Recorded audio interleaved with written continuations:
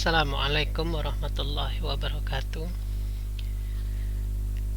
Rekan-rekan mahasiswa semuanya, hari ini kita akan melanjutkan kuliah kita yang sempat terhenti kemarin karena ujian tengah semester. Hari ini kita akan melanjutkan dengan tema agresi. Pertama-tama kita akan membahas dahulu tentang definisi agresi. Namun di situ Anda bisa melihat disclaimer-nya bahwa sebenarnya mendefinisikan agresi sendiri itu sebenarnya tidaklah mudah. Banyak sekali definisi agresi yang sudah disampaikan oleh para ahli dan ada kesan kadang-kadang definisi itu punya kelemahan di sana-sini. Sehingga ketika seorang ahli melontarkan sebuah definisi, kemudian ada definisi baru yang dilontarkan oleh ahli yang lain untuk mengkritisi atau untuk membenahi definisi sebelumnya. Mari kita lihat. Nah, ini beberapa definisi agresi. Coba kita lihat pertama, definisi agresi menurut Bass, ya. Apa kata Bass tentang agresi ini? Menurut Bass, agresi adalah pengiriman stimulus berbahaya kepada orang lain. Namun, definisi Bass tersebut dikritik oleh Berkowitz. Berkowitz mengatakan pengiriman stimulus berbahaya kepada orang lain secara sengaja dan tidak sengaja itu berbeda. Sehingga kalau tadi Bass mengatakan bahwa agresi adalah pengiriman stimulus berbahaya kepada orang lain, Berkowitz mengatakan berbeda kalau dikirim secara sengaja atau tidak sengaja. Artinya Berkowitz berpendapat kalau seseorang itu mengirimkan stimulus secara sengaja, maka baru bisa dikatakan agresi. Namun kalau tidak sengaja, ya tidak bisa dikatakan agresi. Maka Berkowitz mengatakan bagaimana dengan orang yang sengaja menyakiti orang lain dengan maksud menolongnya, seperti dokter gigi atau ahli bedah. Di sini juga ada kritik dari Berkowitz lagi, andai kata dikatakan itu sengaja, andai kata dikatakan bahwa agresi itu adalah perilaku sengaja melukai orang lain, maka bagaimana dengan dokter gigi atau ahli bedah? Apakah mereka juga bisa dikatakan melakukan agresi sementara mereka memang sengaja melukai atau menyakiti orang lain? Itu kritik dari Berkowitz. Jadi ada dua kritiknya dari Berkowitz, yaitu masalah sengaja dan tidak sengaja. Yang kedua, andai kata dikatakan sengaja sebagai syarat sebuah perilaku agresi, bagaimana jika orang itu sengaja menyakiti tapi bermaksud untuk menolong? Itu sehingga definisi Bass ini sangat kurang memadai untuk dijadikan definisi agresi. Lalu muncul definisi berikutnya dari Albert Bandura. Albert Bandura mengatakan agresi adalah atau agresor adalah orang menganggap suatu tindakan sebagai agresi apabila tidak dilakukan sebagai bagian dari peran yang diterima secara umum, ya. Jadi Bandura mengatakan tidak bisa dikatakan orang itu melakukan agresi kalau memang perannya itu diterima oleh masyarakat. Jadi misalnya dokter gigi atau ahli bedah itu kan perannya diterima oleh masyarakat. Walaupun dia menyakiti orang lain, tidak bisa dia disebut agresor dan perilakunya tidak bisa disebut agresi.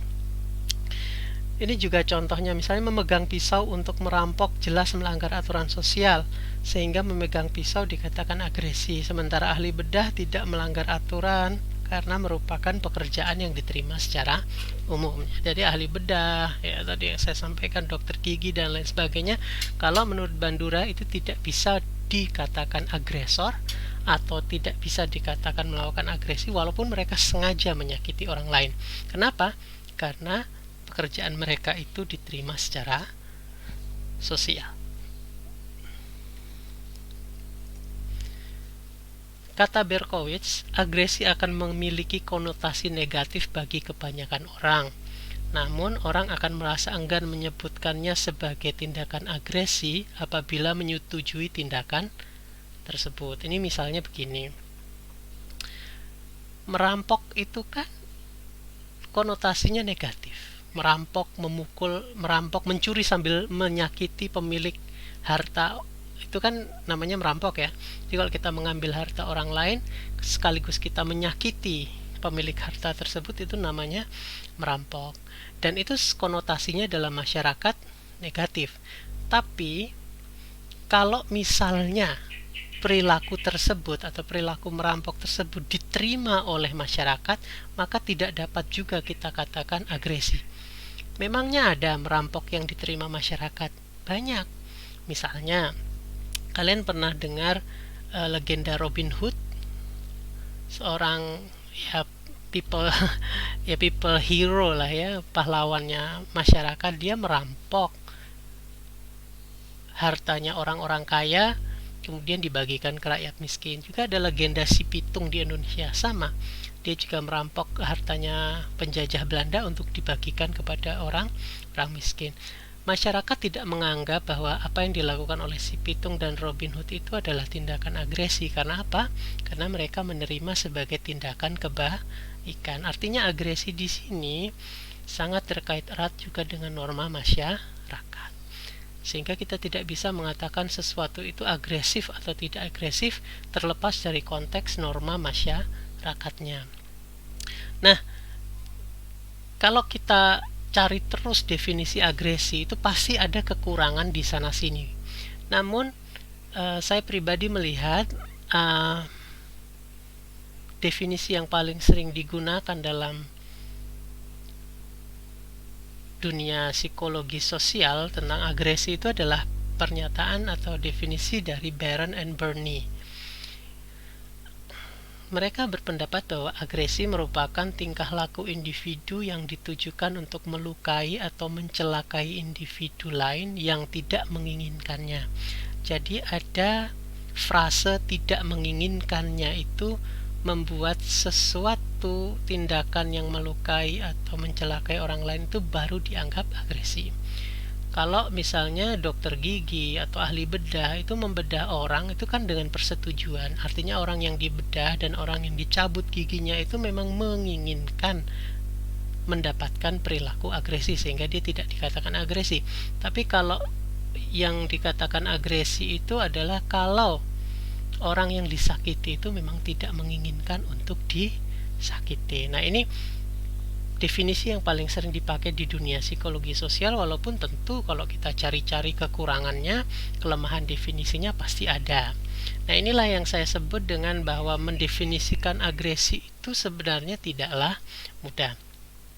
Nanti kawan-kawan mahasiswa juga akan melihat di slide berikutnya bahwa agresi itu juga terkait dengan konteks-konteks tertentu, misalnya konteks-konteks budaya, sehingga malah kita akan semakin sulit lagi mendefinisikan agresi tersebut. Tapi sementara pakai saja dulu apa yang dikatakan Baron and Burney ini. Baik. Nah, berdasarkan definisi Baron and Burney tadi, maka ada 4 aspek dalam definisi agresi. Pertama, aspek keperilakuan atau aspek perilaku, di mana agresor atau orang yang menyakiti itu memang sengaja bertindak atau berperilaku. Kemudian tujuan melukai, harus ada tujuannya. Dia melukai sebabnya apa, atas motif apa dorongan. Yang ketiga ada korbannya. Yang keempat, korban itu tidak ingin untuk dilukai. Maka kalau aspek-aspek ini terpenuhi, maka perilaku tersebut baru dapat dikatakan agresi. Begitu ya, ini maksudnya. Jadi ada perilaku, ada tujuan melukai. Jadi tujuan melukai harus ada kesengajaan. Maksudnya tujuan melukai itu kesengajaan. Jadi tidak, kalau orang tidak sengaja nginjek kaki orang ya tidak bisa dikatakan agresi karena dia tidak punya tujuan apa-apa. Tapi kalau menginjak kaki orang memang tujuannya untuk melukai, maka itu baru dikatakan agresi. Ada korbannya dan korban tersebut tidak ingin dilukai. Jadi 4 aspek ini harus terpenuhi semuanya agar sebuah perilaku bisa dikatakan perilaku agresi. Baik, kita lanjutkan. Agresi dalam berbagai sudut pandang ya. Nah, ini ada pendahuluannya. Variasi pengertian agresi menunjukkan realitas agresi tidak bisa dijelaskan hanya lewat satu pendekatan saja. Perspektif antropologi dalam beberapa hal berbeda dengan disiplin-disiplin ilmu lain seperti psikologi, sosiologi, dan lain sebagainya. Ebbing tahun 1994 mengatakan perbedaannya terutama pada fokus analisanya yang lebih menjelaskan tindakan-tindakan para pelaku agresi sesuai dengan nilai-nilai dan budaya yang berlaku secara signifikan. Jadi maksudnya adalah secara realitas, jadi realitasnya adalah agresi ini tidak hanya dapat dijelaskan dari satu pendekatan saja. Artinya kalau kita mau menjelaskan tentang agresi, kita tidak bisa melihat dari sisi keilmuan psikologi saja. Kita juga harus mempertimbangkan sisi-sisi budaya, sisi-sisi kemasyarakatan, dan sisi-sisi lainnya, sisi-sisi konteks-konteks keilmuan lainnya, sehingga penjelasan tentang agresi itu menjadi lengkap. Makanya di situ dikatakan agresi ini sangat terkait dengan nilai-nilai budaya yang berlaku di masyarakat, sehingga kita tidak bisa mengatakan bahwa oh ini agresi karena dia mencelakakan orang lain, karena dia sengaja mencelakakan orang lain, karena dia sengaja menyakiti orang lain. Belum tentu. Kadang-kadang kalau kita lihat konteks budayanya atau konteks sosio kemasyarakatannya, perilaku itu memang menyakiti orang lain tapi tidak dapat dikatakan agresi. Nanti kita lihat. Yuk kita lihat di slide-slide berikutnya. Agresi dan persepsi antar kelompok. Ini ada eksperimen, dua eksperimen yang saya sampaikan di sini. Ada eksperimen dari Okwegbu membuktikan para juri berkulit putih yang berprasangka rasial terhadap orang yang berkulit hitam menilai terdakwa yang berkulit hitam lebih bermasalah dibandingkan dengan terdakwa yang berkulit putih, padahal mereka memiliki tingkat kejahatan yang sama. Ini menunjukkan bahwa persepsi terhadap agresi itu berkaitan erat dengan prasangka seseorang, terutama di sini rasisme ya. Jadi kita bisa melihat sesuatu itu dikatakan agresi kadang-kadang berkait dengan prasangka kita. Kalau kita punya prasangka rasial, kalau ada orang kulit putih memukul kulit hitam, kita tidak akan mengatakan itu agresi. Tapi kalau ada orang kulit hitam memukul orang kulit putih, karena kita punya prasangka rasial, maka baru kita merasa bahwa itu adalah agresi. Ya, misalnya seperti itu. Eksperimen Duncan menunjukkan bahwa pengamat mempersepsi suatu tindakan sebagai agresif jika pelaku berasal dari kelompok lain yang menjadi sasaran prasangka mereka. Tetapi tindakan yang sama dinilai tidak agresif jika pelaku berasal dari kelompok sendiri. Nah, ini contoh. Jadi kadang orang-orang itu kalau yang melakukan tindakan kekerasan dari kelompoknya itu tidak dianggap sebagai perilaku agresi. Tapi kalau dari kelompok lain yang melakukan tindakan kekerasan baru dikatakan agresi. Kalau kelompok lain melakukan kekerasan memukul kelompok kita katakan agresi.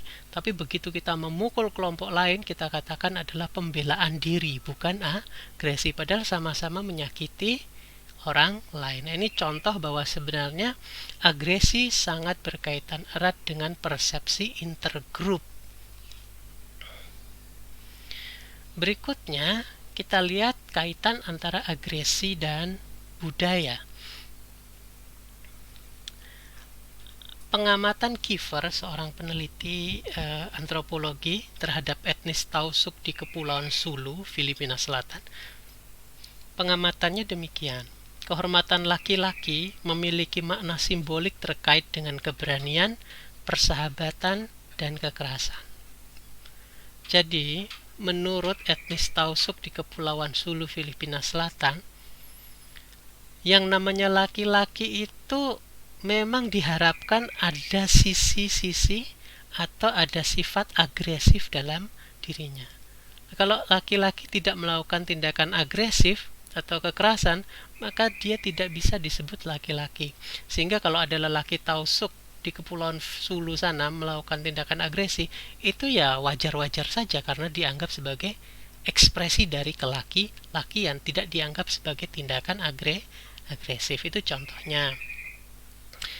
Lebih lanjut lagi, tindakan agresi yaitu yang disebut dengan maisuk merupakan tindakan yang bermakna kejantanan.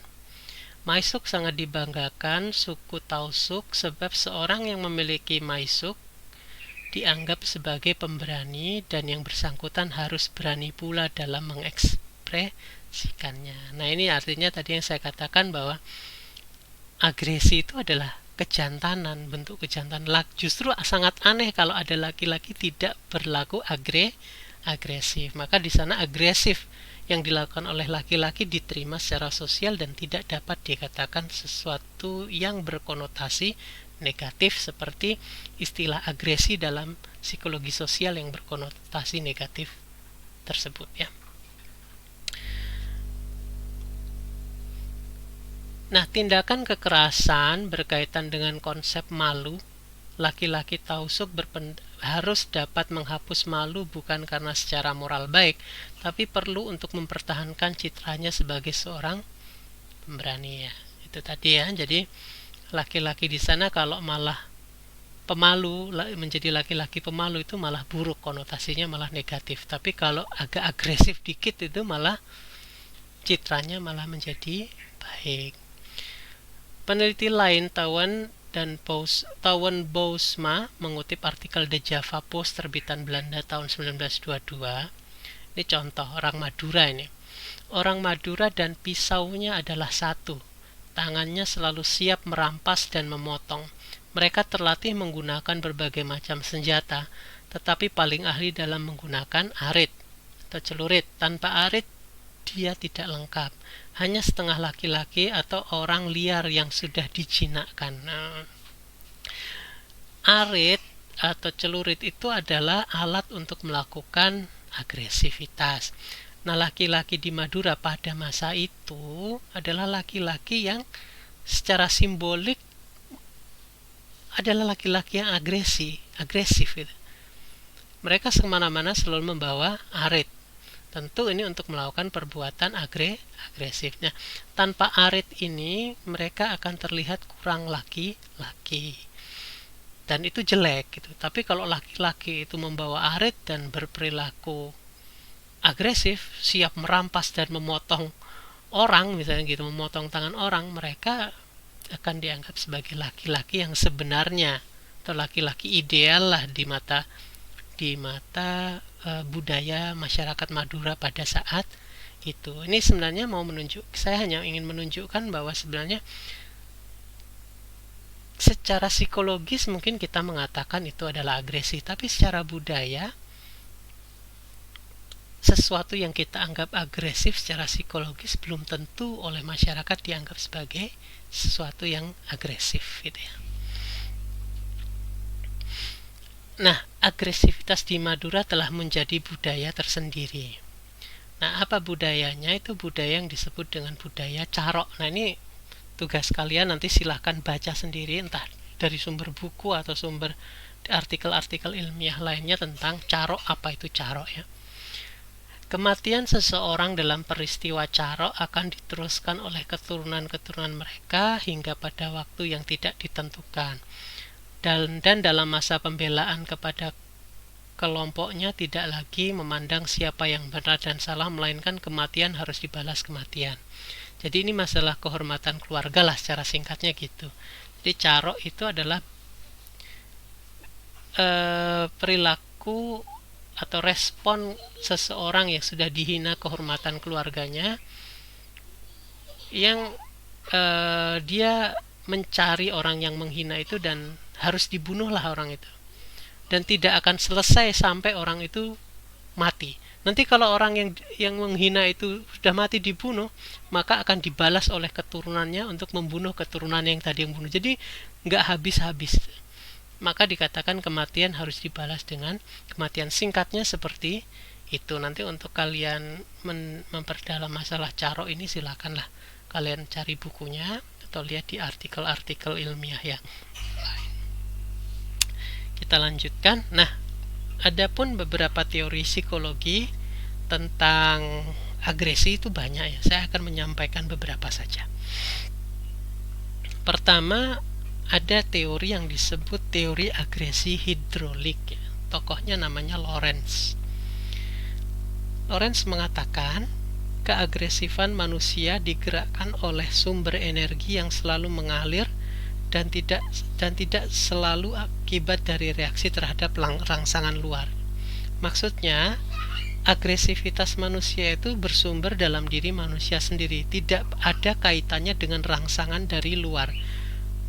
Bisa jadi orang berperilaku agresif tanpa ada stimulus dari luar. Karena menurut Lorentz, agresif itu sumbernya adalah energi dalam diri manusia.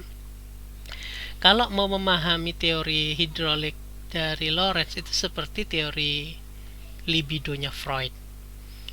Dinamakan model hidrolik karena dianalogikan dengan tekanan yang timbul oleh air atau uap di dalam tabung tertutup ya. Saya kira itu jelas. Nah, sebagai contoh begini. Karena energi agresi itu selalu menekan untuk diekspresikan oleh individu, maka individu menciptakan partai politik untuk menemukan stimulasi atau menemukan pelepasan energi agresi yang tertahan tersebut. Bukan partai politik yang menimbulkan agresi. Jadi kalau orang biasa mengatakan gara-gara partai politik kita jadi berantem, tapi kalau menurut Lorentz enggak, justru kita ingin melepaskan energi agresi kita, maka manusia itu membuat partai politik untuk bisa melepaskan agresinya yang tertahan dalam dirinya. Jadi terbalik cara berpikirnya, karena ada asumsi bahwa energi kekerasan atau energi agresi itu berasal dari dalam diri manusia, jadi bukan karena stimulasi dari luar. Dan energi ini selalu memberi tekanan untuk dilepaskan. Nah, agar bisa dilepaskan dengan cara-cara yang bermoral, maka manusia membuat event atau kegiatan atau acara untuk dapat melepaskan tekanan agresivitas yang ada dalam dirinya tersebut. Nah, begitu ya maksudnya. Berikutnya adalah teori yang disebut dengan teori frustrasi agresi ya. Tokohnya adalah Dollard Miller ya. Nah, kata Dollard Miller, bila usaha seseorang mencapai tujuan mengalami hambatan. Saya ulangi, bila usaha seseorang untuk mencapai tujuannya mengalami hambatan, akan timbul dorongan agresif yang pada gilirannya akan memotivasi perilaku yang dirancang untuk melukai orang atau objek yang menyebabkan frustrasi tersebut. Misalnya begini maksudnya, kalau saya punya tujuan tertentu dalam hidup ini, lalu tujuan saya itu dihambat oleh sesuatu atau oleh orang lain, maka hambatan itu akan menciptakan frustrasi dalam diri saya. Dan frustrasi ini baru bisa dihilangkan dengan melukai atau menghancurkan objek yang menghalangi tujuan saya tersebut. Contoh misalnya, saya ingin, misalnya saya ada cowok pengen melamar cewek gitu ya. Tujuannya melamar cewek, tapi tujuannya itu dihalang-halangi oleh seseorang gitu, orang lain, orang ketiga, maka dia akan frustrasi karena selalu dihalang-halangi untuk melamar atau untuk melamar cewek ini. Nah, frustrasi ini baru bisa reda kalau diekspresikan dengan melukai orang yang menghalang-halangi tujuan melamar tersebut. Jadi orang yang menghalang-halangi individu ini untuk melamar cewek tersebut ya harus dilukai. Nah, melukai orang yang menghalang-halangi itu dalam rangka apa? Mengurangi tekanan frustrasi dalam diri individu tersebut. Nah, itu menurut Dollard Miller. Nah, ini kalau digambar secara apa namanya, bagan seperti ini ya. Drive to goal artinya dorongan untuk mencapai tujuan, kemudian dorongan ini bertemu dengan obstacle to goal, hambatan-hambatan untuk mencapai tujuan, dan gara-gara hambatan ini terciptalah frustrasi dalam diri individu. Nah, frustrasi ini baru bisa dihilangkan dengan melakukan agresi. Nah, kalau agresi itu gagal ke bawah, maka dia akan menerima punishment. Individu itu akan menerima punishment. Misalnya tadi mau ngelamar cewek gitu, dihalang-halangi oleh seseorang, terus orang ini yang menghalang-halangi ini mau dipukuli, ternyata pas dipukuli kalah, dia berantem kalah, itu artinya dia mendapatkan punishment. Kalau dia mendapatkan punishment, punishment ini akan menumpuk frustrasi, jadi frustrasinya bertambah. Jadi punishment ini akan mengakumulasi frustrasi. Kemudian frustasi ini akan agresi lagi. Kalau gagal lagi akan tambah jadi frustrasi lagi. Tapi kalau berhasil, maka itu yang disebut dengan katarsis, adanya pelepasan stres atau pelepasan frustrasi. Jadi setelah mukuli orang, hanya dia menjadi tenang, ya, puas, ya, merasa puas. Setelah itu ya kemudian tujuannya bisa tercapai. Tapi gara-gara memukul orang itu frustrasinya jadi hilang gitu ya. Nah, itu dia. Itu kalau digambarkan secara sederhana. Nah, kawan-kawan mahasiswa sekalian, berikutnya ada teori frustrasi agresi baru. Tokohnya adalah Bernstein dan Eorsel. Apa kata mereka? Kata mereka adalah jika suatu hambatan terhadap pencapaian tujuan dapat dimengerti alasannya, terjadi iritasi atau gelisah, sebal, bukan frustrasi atau kecewa. Contoh, menunggu seseorang yang tak kunjung datang tanpa informasi akan membuat yang menunggu frustrasi. Ya tak? Kalau tanpa informasi, misalnya kalian misalnya ada cowok nungguin ceweknya, janjian jam 4 tapi sampai jam 5 nggak datang-datang tanpa ada informasi, itu akan membuat frustrasi. Tapi kalau ada informasinya, misalnya dia bilang akan telat, baru sampai ke tempat janjian itu jam 5 karena misalnya macet, misalnya dia bilang begitu, itu tidak menimbulkan frustrasi tapi menimbulkan iritasi, ya sekedar sebel aja. Sehingga agresi baru terjadi itu kalau frustasinya timbul. Kalau cuma iritasi, agresi tidak terjadi. Itu maksudnya teori frustrasi agresi baru.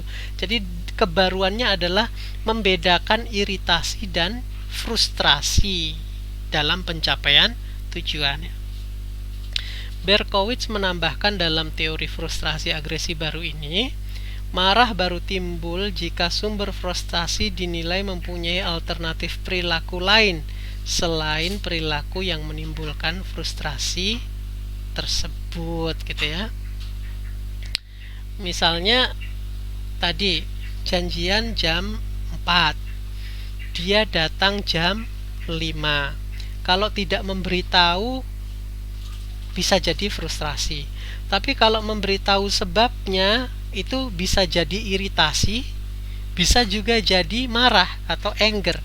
Kalau iritasi tadi, kalau alasannya diterima, misalnya dia bilang, sekarang lagi aku nggak bisa hadir tepat waktu karena ban motorku bocor misalnya gitu. Kalau diterima alasannya, maka orang itu tidak akan mengalami frustasi, tapi akan mengalami iritasi saja. Tapi kalau misalnya alasannya begini, saya tidak bisa datang tepat waktu karena motorku dipinjam teman, itu bisa menyebabkan marah, karena orang yang menunggu itu akan mengatakan, loh, dia kan punya alternatif lain, kok tidak bisa datang tepat waktu karena motornya dipinjam teman, kan dia bisa ngojek. Nah, karena ada alternatif perilaku lain yang tidak dilakukan oleh sumber frustasi tadi, orang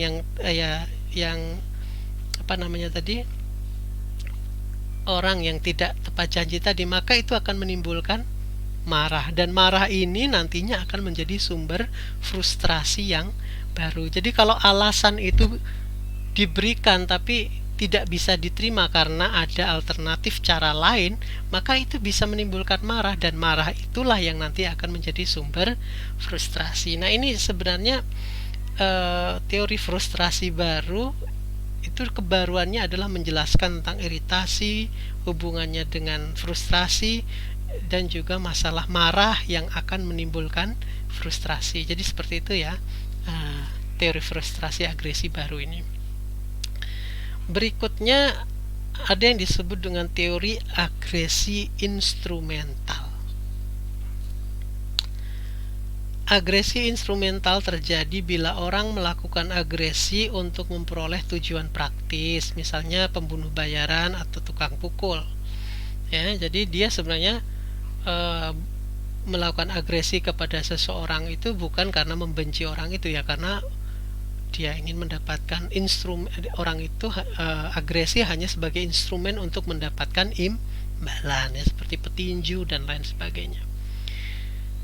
Teori insentif atau upah, yaitu tindakan agresi yang dilakukan untuk memperoleh imbalan tadi yang saya katakan itu. Contoh juga pengunjuk rasa bayaran dan lain sebagainya yang melakukan pengerusakan sebenarnya hanya untuk mendapatkan imbalan. Jadi agresi dijadikan instrumen untuk mendapatkan imbalan. Jadi berbeda dengan teori agresi sebelumnya yang memang agresi itu adalah tujuannya ya. Ya, kalau ini agresi adalah instrumen, ada tujuan lain gitu ya. Baik, kemudian kita masuk ke teori berikutnya, yaitu teori kognisi ya. Yaitu kesadaran dalam membuat kategorisasi, pemberian sifat-sifat atau atribusi, penilaian dan pembuatan keputusan. Kesalahan dalam pemberian atribusi menyebabkan agresi. Perkelahian yang disebabkan karena salah dalam memahami perilaku orang. Jadi gini maksudnya ya. Kalau dalam teori kognisi, agresi itu muncul karena kita salah dalam membuat kategorisasi. Misalnya kita salah dalam memilih dan memilah perilaku, atau salah dalam memberikan sifat-sifat, atau salah dalam memberikan keputusan, penilaian dan lain sebagainya. Dan itu semuanya, kesalahan itu ada dalam kognisi kita. Contoh ya, dilihat orang lain, individu tersinggung dikira ngajak berantem. Padahal individu itu bisa muncul agresinya itu karena salah berpikir. Jadi kalau ada orang ngeliatin dia, itu dikira nantang. Nah, ngira orang ngelihat itu nantang itu kan ada di kognisi, karena kita salah memberikan sifat-sifat kepada orang yang sedang melihat kita. Nah, kalau kita memberi sifat-sifat lain kepada orang yang sedang ngeliatin kita tadi, misalnya, oh dia ngeliatin kita mungkin karena dia kagum atau mungkin karena dia heran, itu kan kita tidak menjadi agresif karena kita memberikan atribusi atau sifat-sifat yang tidak memicu agresivitas. Tapi kalau cuma diliatin kita menganggap, wah mungkin dia ngejek kita nih, wah mungkin dia nantang kita nih, itu karena kita memberikan atribusi atau sifat-sifat yang memicu agresivitas ya. Nah, itu teori kognisi. Jadi kalau menurut teori kognisi, agar kita tidak agresif ya, yang harus ditata adalah pikiran kita. Makanya berpikir positif itu maksudnya agar kita tidak agresif ya. Jadi kalau kita pikirannya positif, maka kita akan agresivitasnya juga turun. Maka ada saran-saran dari beberapa orang untuk selalu berpikir positif. Itu maksudnya bahwa agresivitas menurut orang yang mengatakan suruh berpikir positif itu, menurut dia adalah segala suatu perbuatan buruk itu berasal dari pikiran kita sendiri. Maka yang agar perilaku buruk tidak muncul ya, pikiran kita yang harus kita kendalikan, pikiran kita yang harus kita jaga agar tetap selalu berpikir positif. Nah, itu teori kognisi ya, kognisi. Berikutnya adalah teori yang disebut dengan excitation transfer models. Ini ada di e-book kalian, silahkan dibaca sendiri nanti. Saya akan menjelaskan secara sederhana saja. Menurut teori excitation transfer model, agresi terbentuk dari perilaku yang dipelajari dan rangsangan yang terbawa dari satu situasi ke situasi lainnya. Maksudnya bagaimana ini? Agresi itu sebenarnya perilaku yang dipelajari. Maksudnya gini, cara kita menyakiti orang lain itu karena kita belajar gitu, karena sesuatu yang kita pelajari. Ingat ya, kita bisa menyakiti orang lain, misalnya mukul, memaki, menendang, itu semuanya karena kita belajar ya. Kalau kita tidak belajar cara menyakiti orang lain, ya kita tidak bisa berperilaku agresi, maksudnya gitu. Rangsangannya bagaimana? Rangsangannya ini, jadi gini, perilaku yang kita pelajari itu, perilaku agresif yang kita pelajari itu baru muncul kalau ada rangsangan dari luar. Maksudnya begitu. Nah, rangsangan ini terbawa dari satu situasi ke situasi lainnya. Ini contohnya gini. Student workouts at gymnasium. Jadi ada mahasiswa nge-gym gitu ya, berlatih workouts, nge-gym gitu ya, olahraga di gym. Gara-gara dia berolahraga di gym gitu, angkat beban, push up dan lain sebagainya, itu high level of excitation, jadi meningkat heart rate-nya itu detak jantungnya meningkat gara-gara olahraga. Gara-gara olahraga tekanan darahnya meningkat, ototnya juga membesar ya toh. Nah, tiba-tiba begitu keluar dari parking, begitu keluar dari gym gedung gym menuju tempat parkir, dia ngelihat ada orang yang ngambil tempat parkirnya atau menutupi ruang parkir kendaraannya. Kemudian dia berperilaku agresif. Sebenarnya perilaku agresif ini adalah bawaan dari heart rate yang meningkat, blood pressure yang meningkat, dan muscle tremor yang meningkat.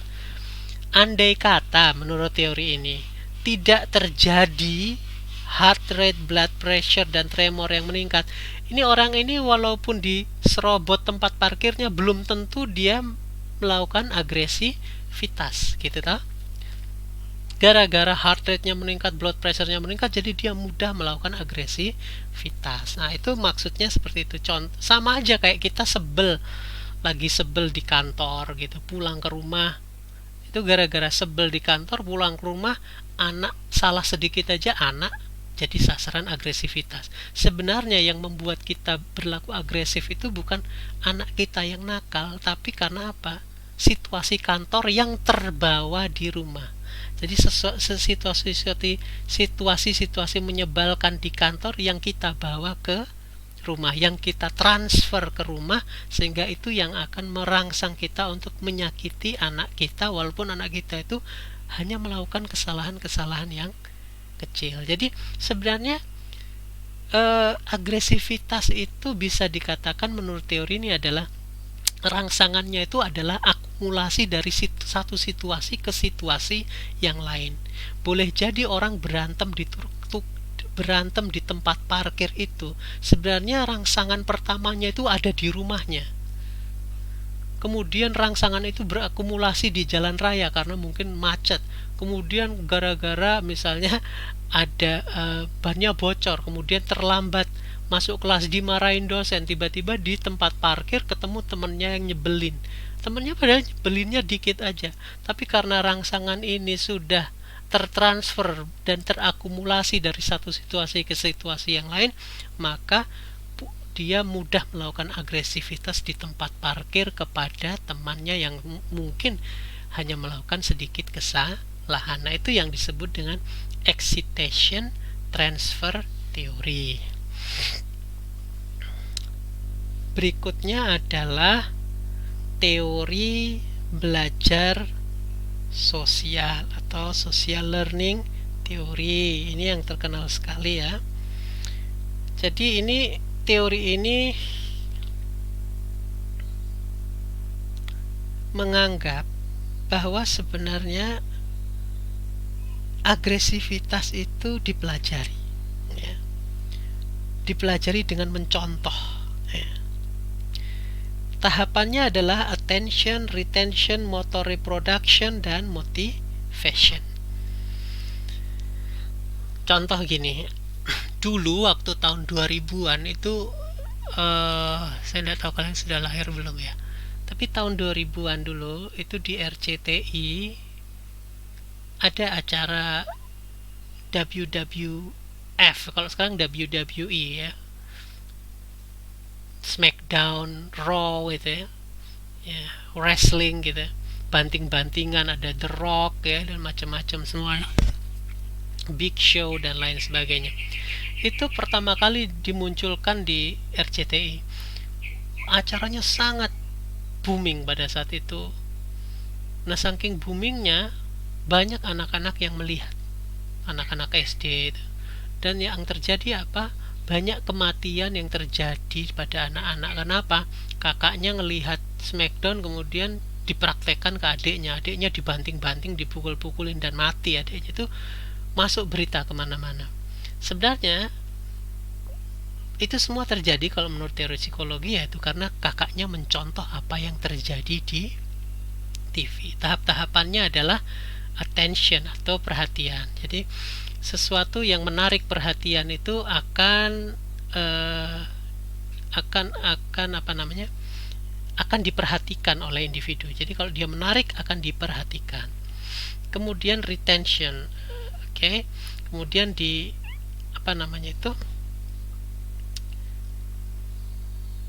retention dan motor reproduction itu setelah diperhatikan, kemudian mereka melatih misalnya gini, melatih itu kalau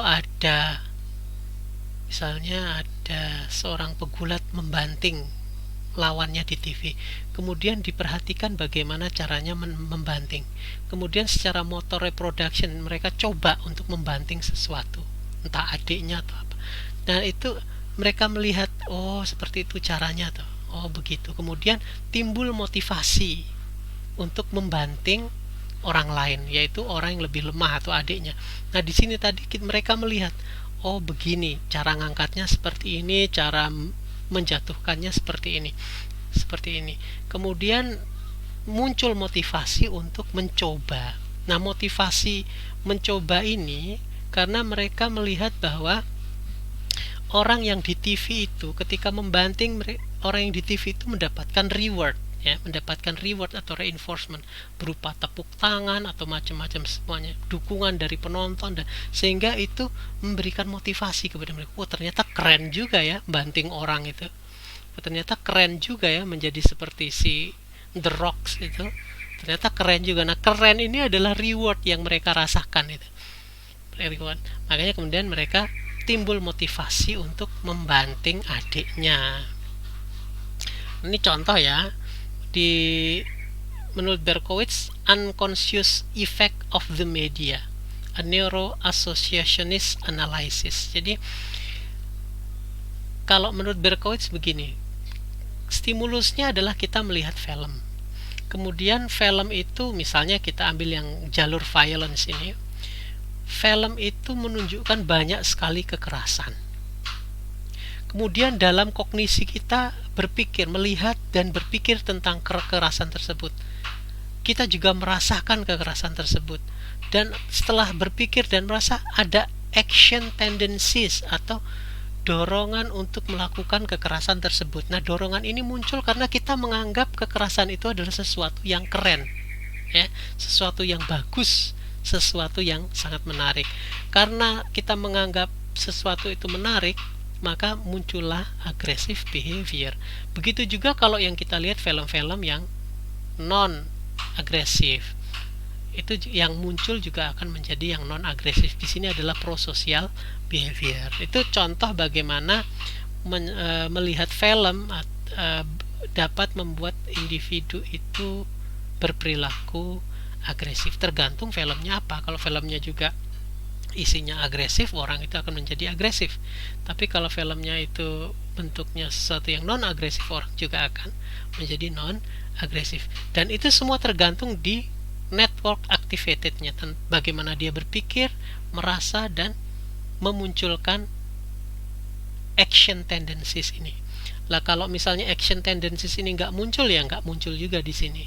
Biasanya action tendencies ini muncul karena individu berpikir dan merasa bahwa kekerasan yang muncul dalam film tersebut adalah kekerasan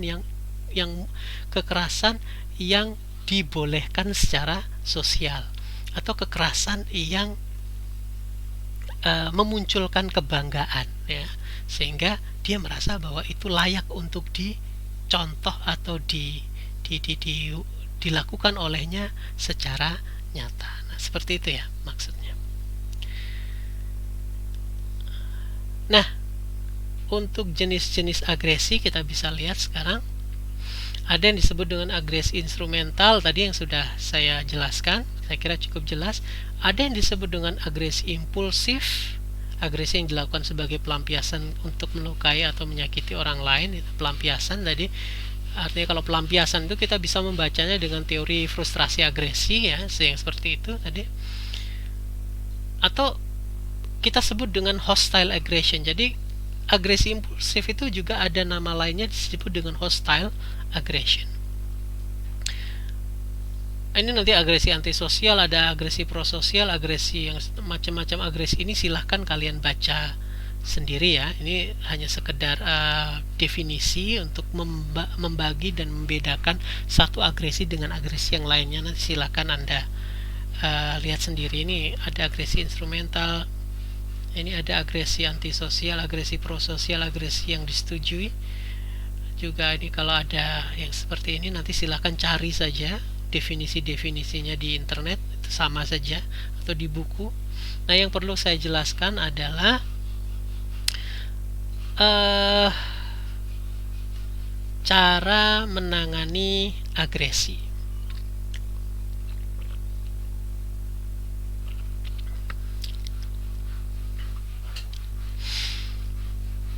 Nah, kalau cara behavioristik ada hukuman dan pembalasan. Jadi gini, rasa takut terhadap hukuman dan pembalasan bisa menekan perilaku agresif. Tipe orang rasional akan memperhitungkan akibat agresi di masa datang. Di Inggris, ini contoh di Inggris, kasus bullying terhadap anak kecil itu sangat rendah, bahkan hampir tidak ada. Makanya kalau ada kasus bullying terhadap anak SD atau di TK, itu langsung muncul sebagai berita yang heboh di sana, karena tidak wajar ada bullying di sana, di TK atau di SD. Ternyata cara pendidikan sana itu sederhana. Kalau sampai ada anak ketahuan melakukan bullying kepada anak yang lainnya, itu tidak ada hukuman lain selain dikeluarkan dari sekolah. Udah, sekali bullying langsung dikeluarkan. Dengan hukuman yang keras seperti itu membuat orang tua itu berpikir dua kali untuk membiarkan anaknya melakukan bullying.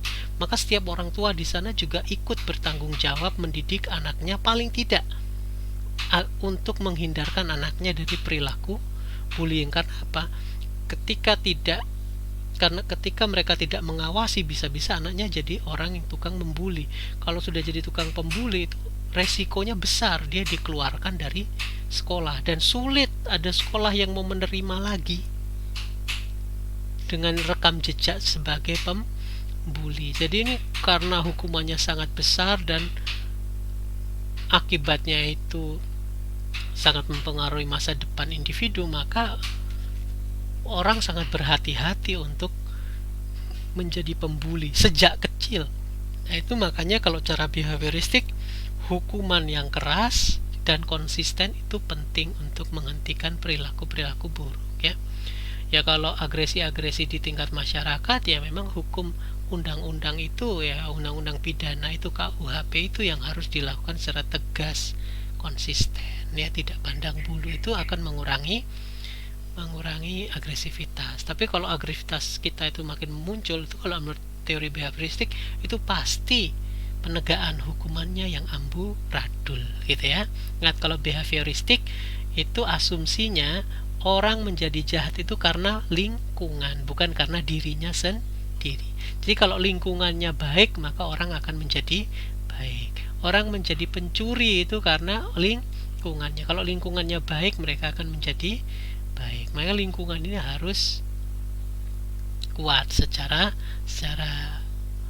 hukum lah, ya. Jadi hukuman, reward itu juga harus kuat di masyarakat. Nah, artinya kalau kita ingin merubah perilaku seseorang, ya hukuman terhadap perilaku buruk itu harus tegas, keras, dan konsisten, sehingga orang itu tidak berani melakukan perbuatan buruk, termasuk agresivitas. Nah, kalau cara kognitif, mengendalikan perilaku agresif diri sendiri, jadi tidak peduli apakah kita diancam atau dihukum, dengan mempelajari kembali ikatan norma-norma dan lingkungan sosial. Ini kalau orang kognitif, seperti yang saya katakan tadi, dia mengatakan agar orang tidak berperilaku agresif, ya dia harus diajari bagaimana caranya mengelola pikiran, berpikir positif, dan lain sebagainya. Maka kalau dia akan berpikir positif, optimis dalam hidup, maka orang ini tidak akan melukai orang lain, walaupun norma-norma masyarakat itu kendor, walaupun penegakan hukum itu kendor, orang itu tetap akan berbuat baik asal pikirannya baik. Makanya orang ini harus dilatih berpikiran yang baik. Kalau cara psikodinamika, yaitu seperti tadi teori frustrasi agresi, katarsis, ya, melepaskan tekanan-tekanan dalam diri kita. Makanya kita dianjurkan misalnya untuk olahraga, ya, untuk melepaskan tekanan-tekanan dalam diri kita. Olahraga ninju, sansak, itu bisa melepaskan tekanan-tekanan agresif dalam diri kita. Makanya orang-orang yang ikut, misalnya gini, saya pernah baca penelitian bagus di UGM tuh. Jadi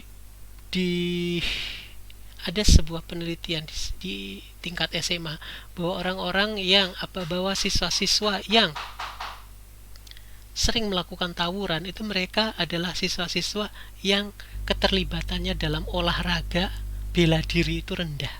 Jadi orang-orang yang justru latihan bela dirinya itu tinggi tidak pernah terlibat tawuran. Kenapa? Ya karena mereka katarsis setiap hari. Ninju, mukul-mukul, ya karena mereka katarsis. Jadi justru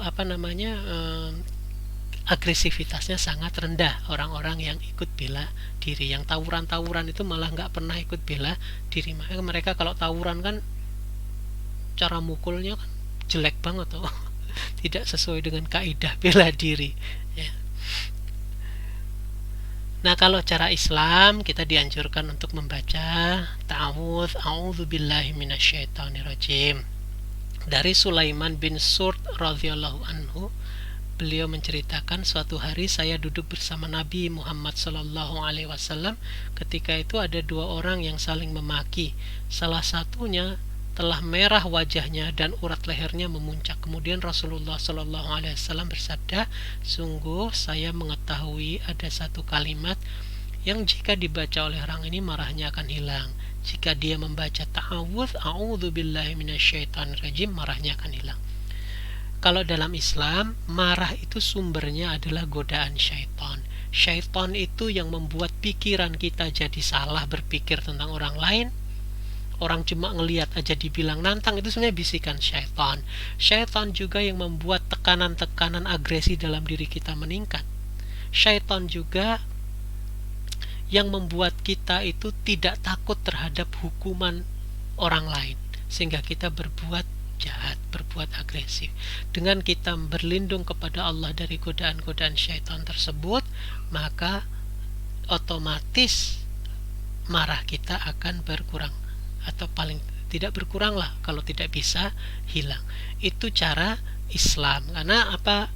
Islam punya asumsi bahwa yang membuat kita marah, yang membuat kita agresif itu adalah syaitan.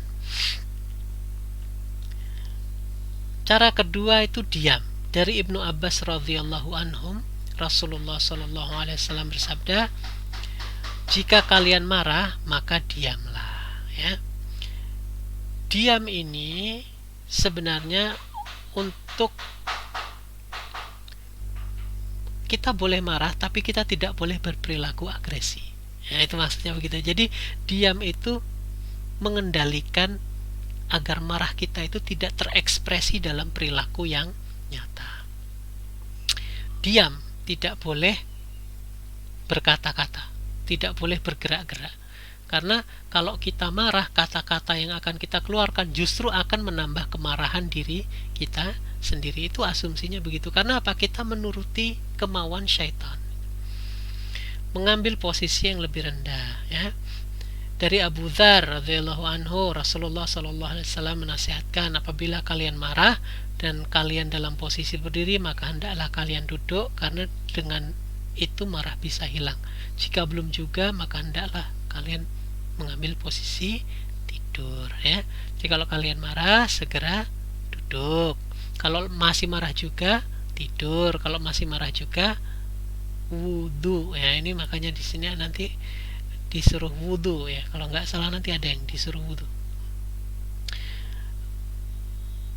Dari Mu'adz bin Anas al-Juhani radhiyallahu an, Rasulullah sallallahu alaihi wasallam bersabda, siapa yang berusaha menahan amarahnya padahal dia mampu meluapkannya, maka ia akan Allah panggil di hadapan seluruh makhluk pada hari kiamat sampai Allah menyuruhnya untuk memilih bidadari yang dia kehendaki. Nah, kalau dalam teori psikodinamikanya Freud, pelepasannya adalah katarsis, toh. Kita mengungkap, kita mengekspresikan amarah kita dengan bertinju atau dengan olahraga, berteriak, itu namanya katarsis, untuk melepaskan amarah kita. Tapi kalau dalam Islam, pelepasannya adalah ikhlas. Jadi kita ikhlaskan marah kita itu untuk kita tukarkan dengan surga. Kita tukarkan dengan kenikmatan-kenikmatan di akhirat kelak. Oh ya, saya marah, tapi kalau saya marah, saya akan melepaskan marah saya ini demi untuk mendapatkan surga. Jadi pelepasannya ada. Pelepasannya adalah janji-janji Allah yang ada di surga kelak, gitu ya. Dan ini syaratnya apa? Syaratnya dia mampu membalas atau dia mampu meluapkannya. Nah, kalau orang sabar tapi dalam posisi dia tidak mampu membalas, ya itu namanya bukan sabar, itu namanya tertindas. Kamu dimarahin sama kakak kelasmu, kamu diem, itu sabar? Belum tentu. Kenapa? Ya karena kamu tidak bisa balas, takut sama kakak kelas. Kalau kamu takut begitu, ya itu namanya tertindas, bukan sabar. Kalau yang sabar itu, kamu misalnya dibuat marah sama anak kecil, kamu bisa mukul anak kecil itu, gak ada orang yang ngelihat, tapi kamu memilih untuk sabar, diam. Maka dengan sabar diam ini hadiahnya adalah surga. Itu yang disebut dengan padahal dia mampu meluapkannya, gitu ya. Jadi harus ingat keutamaan mengendalikan amarah. Jika kita ingat keutamaan mengendalikan amarah, maka kita akan dapat mengendalikan amarah. Banyak sekali keutamaan mengendalikan amarah. Silakan cari sendiri di hadis-hadis, nanti kita akan lihat di sana. Dengan mengetahui keutamaan-keutamaan tersebut, maka marah kita akan otomatis terkendali. Nah, ini yang terakhir. Jadi kalau marah dalam keadaan berdiri, ya duduk. Kalau masih marah juga, tidur. Kalau masih marah juga, wudhu, ya. Hadis dari Urwah As-Sa'di radhiyallahu anhu, sesungguhnya marah itu dari syaitan, seperti yang saya katakan tadi. Jadi marah itu sebenarnya dari syaitan. Dan syaitan diciptakan dari api, dan api bisa dipadamkan dengan air. Maka jika kalian marah, hendaklah kalian berwudu. Nah, jadi itu cara-cara Islam dalam mengendalikan marah dan mengendalikan agresi. Jadi kalian bisa mengkombinasi, bisa mengkombinasi cara-cara Islam dengan cara-cara psikologi, ya. Bisa dengan cara Islam saja atau psikologi saja, atau mengkombinasikannya, ya tergantung konteks persoalan yang kalian hadapi. Baik, demikian kuliah hari ini. Semoga ada manfaatnya. Seperti biasa, Bapak menyarankan kalau ada pertanyaan tentang kuliah kali ini, silahkan segera menghubungi via WhatsApp agar kita segera berdiskusi di grup. Siapa tahu ada juga teman yang punya pertanyaan yang sama, dan siapa tahu nanti jawaban Bapak bermanfaat juga untuk kalian semua.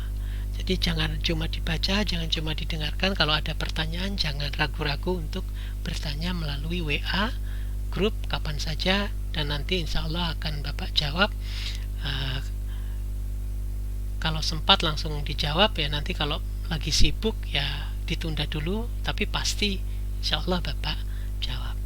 Baik, demikian, terima kasih. Assalamualaikum warahmatullahi wabarakatuh.